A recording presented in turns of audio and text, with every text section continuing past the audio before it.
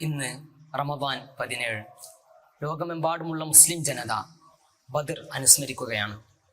എന്തായിരുന്നു ബദർ?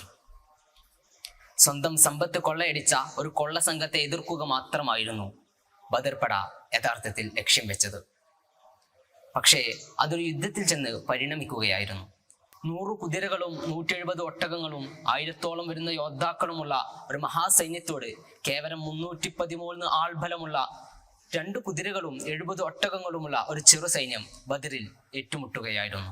അന്ന് രാത്രി റസൂൽ സല്ലല്ലാഹു അലൈഹി വസല്ലമ തങ്ങൾ അള്ളാഹുവിനോട് പ്രാർത്ഥിക്കുന്നുണ്ട്, ഈ ചെറു സംഘത്തെ ഇവിടെ പരാജയപ്പെടുത്തിയാൽ അള്ളാഹുവെ, ഈ ഭൂമിയിൽ നിന്നെ പ്രാർത്ഥിക്കാൻ, നിന്നെ ആരാധിക്കാൻ ആരും ഉണ്ടാവില്ലെന്ന്.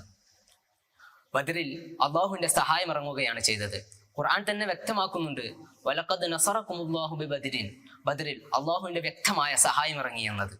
വർഗീയതയുടെയോ വിദ്വേഷത്തിന്റെയോ കലാപ ചിത്രങ്ങളല്ല ബദർ സമ്മാനിക്കുന്നത്, മറിച്ച് സ്നേഹത്തിന്റെയും സൗഹൃദത്തിന്റെയും ഇസ്ലാമിക സൗന്ദര്യമാണ് ബദർ യഥാർത്ഥത്തിൽ നമ്മെ പഠിപ്പിക്കുന്നത്.